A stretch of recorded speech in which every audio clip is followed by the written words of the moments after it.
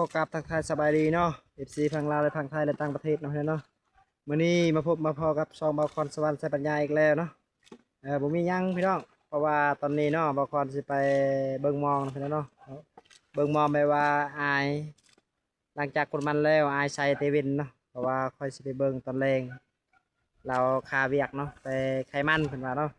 ให้ค่อยไปเบิ่งให้บาคอนสวรรค์ไปเบิ่งเนาะเห็นบ่มีฮอตเซ่เลยนี่เห็นบ่ลานน้อยกำลังทาสายอื่นพี่น้องมาเลยเล่นอะไรนี่เหรอสบายFCเนี่ย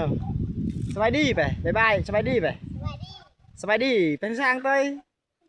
สบายดี FC ไปทุกคนโอ้เนาะตอนนี้ไปเบิ่งมองกับลานทรายนะพี่น้องเนาะไปที่ทึกแล้วบ่มาลุ้นนำกันเนาะบางคนสิทายจังหน่อยทึกแล้วบ่มองนะพี่น้องเนาะคุณเห็นบ่กระปุกนะทางหน้าเดียวบางคนสิไปชมกันเลยเนาะไปทายให้ซีได้เบิ่งหน่อยเอาไปชมกันเลยพี่น้องป้าเจ้าเอ๊ะเจ้าป่ะเอ๊ะผมมีไม้พายพี่น้องเอ้ยเห็นป่ะเริ่มเอาไม้พายในเตียงนี่พี่น้องเห็นป่ะนี่อยู่นี่เลยมองเลยเอ๊ะมาไปฮะเอ๊ะอาจารย์รอโอ้มาล่ะรออะไรเหรอปัดไรนี่ไรไม่ต้องป้าเจ้าเริ่มเล็กป้าจะจิบเพิ่มนี่พี่น้องฮอตแล้วมองพี่น้องนี่มาดูตรงกันเนาะครึ่งมอง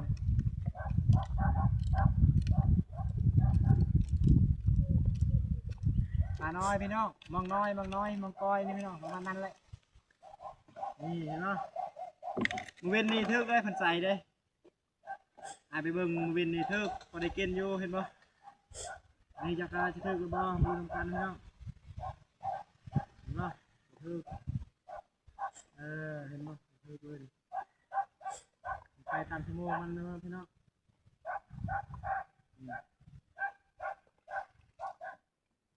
ให้ลุ้นเลยนี่มัน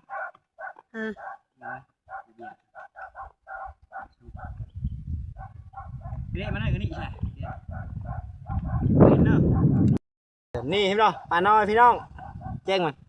เจ๊กโอ้ปลาน้อยนี่พี่น้องเอ้ยเห็นป่ะนี่เห็นป่ะเท่ากันนี่ตัวนึงสองตัวเห็นป่ะโอ้เป็นป่ะนี่ปลาน้อยนี่พี่น้องมือกองลันทรายเด้อพี่น้อง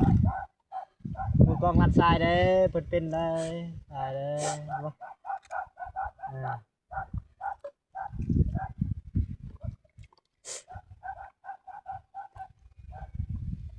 กินยากพี่น้องเอ้ยมีกล้องเลยนะมาเด้อไหมมันก็จางเด้อก็จางเก้มา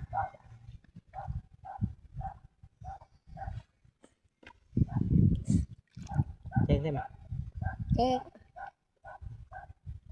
เห็นป่ะปลาขับคลองนี่พี่น้องปลาขับคลองชิลน้องดูพี่น้องเนาะโอ้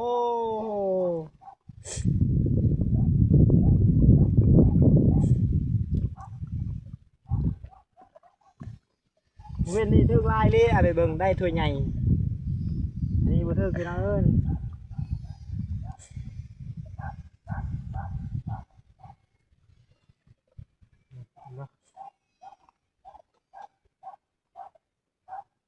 ไม่เต็มกึมตัวมันตาดูตาดูกึมตามเบ็ดเลยได้ตาตีตาตี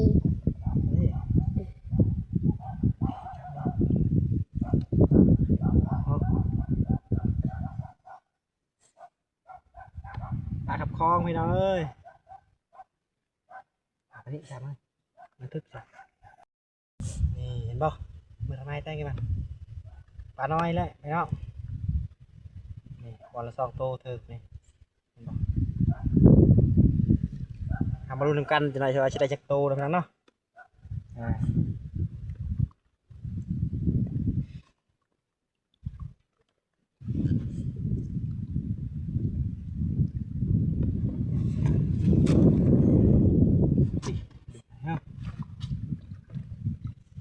นี่เห็นป่ะ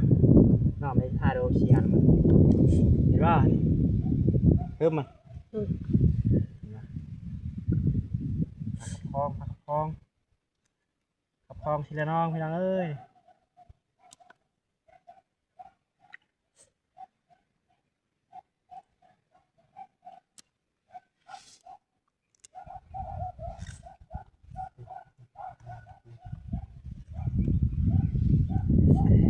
สี่ตู้เลยบอลนี้พี่น้องเริ่มเสียมาเห็นไหมเริ่มโอ้สี่ตู้ปลาน้อยพี่น้อง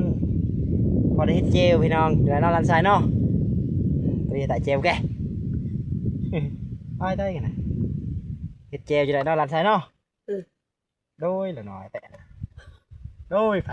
โดย ไอ้ยานี่ไปนี่อันชายกินไปหน่อย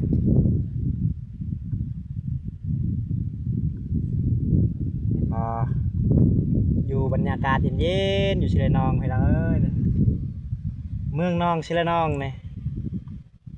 บาวคอนก็คือบ้านต่างอะไรเนาะบ้านตะไลระเบงวิลชนเนาะบ้านบาวคอนสวรรค์สปัญญานะพี่น้องเนาะเพราะว่าเขตเมืองนองเป็นเมืองนองนั่นแหละบุกไกลพี่น้องเอ้ยไอเอฟซีผู้ใดเบิ่งหรือว่ามายามอยากมายามก็มายามเนาะอยู่บ้านบาวคอนเลยเนาะอยู่บาวคอนเนาะบาวคอนสวรรค์เนาะอยากมายามโลดเพราะว่าเอฟซีพังลาวหรือพังไทยเบิ่งคลิปแล้วอย่าลืมกดไลค์กดแชร์พี่น้องเอ้ยเพื่อเป็นกำลังใจให้คลิปต่อไปเด้อพี่น้องเด้อนี่ปลาเห็นปะดูแล้วปลา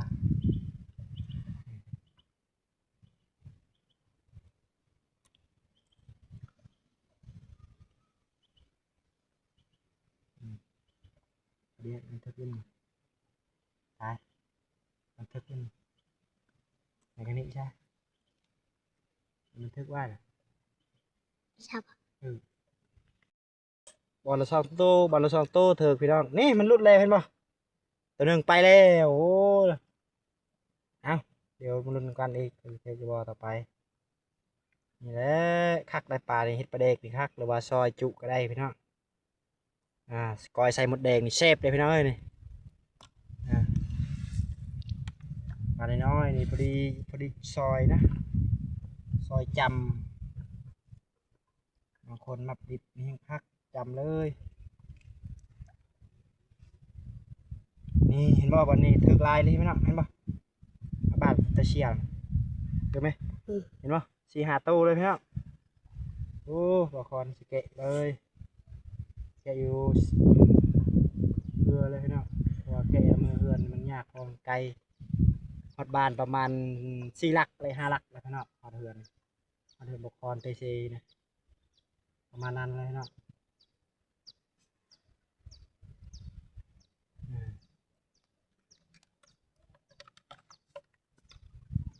ขึ้นไปด้านมันติดกันนะ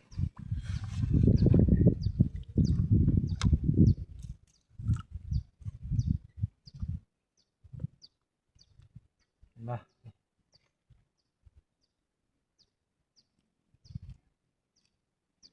นี่ปลาเนาะปลาน้อยพี่น้องลูกปลาพี่อะไรประมาณนั้นเลยปลาตัวนี้นะลูกปลาพี่พี่น้อง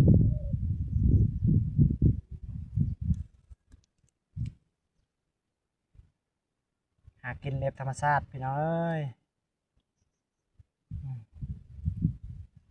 กินผักกินหญ้ากินปลากินหยังวิธีนะ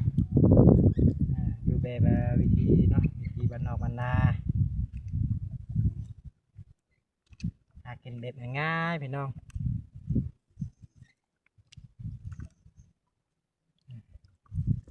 สิเบิดแล้วพี่น้องเพราะว่าเห็นป่ะมีสิเบิดแล้วแต่สิเบิดแล้วนี่ตอนนี้เลยพี่น้องดูน้ำกันนี่เห็นป่ะนี่4-5ตัวเลยนี่ชัดนี่ชัดพี่น้องประมาณนี้เลยพี่น้องเดี๋ยวมาคอนสิกูเลยพี่น้องเนาะกูชายเนาะกูชายเสือก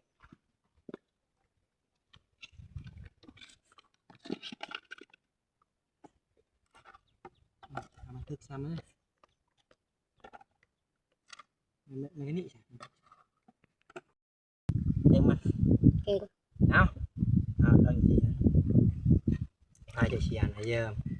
ถือว่ามาลุ้นกันได้ชำนี้พี่น้องเอ้ยได้ประมาณ40-50โตเลยพี่น้องบัวลายพี่น้องเพราะว่าบัวถึกนะพี่น้องเนาะเดี๋ยวนี้ตอนนี้เนาะเอาคอนสปิดคลิปนะพี่น้องเนาะถ่ายไว้นี่รูปนี้เดี๋ยวเอาคอนสปิดคลิปชำนี้นะพี่น้องเนาะเบิ่งแล้วอย่าลืมกดไลค์กดแชร์นะพี่น้องเนาะ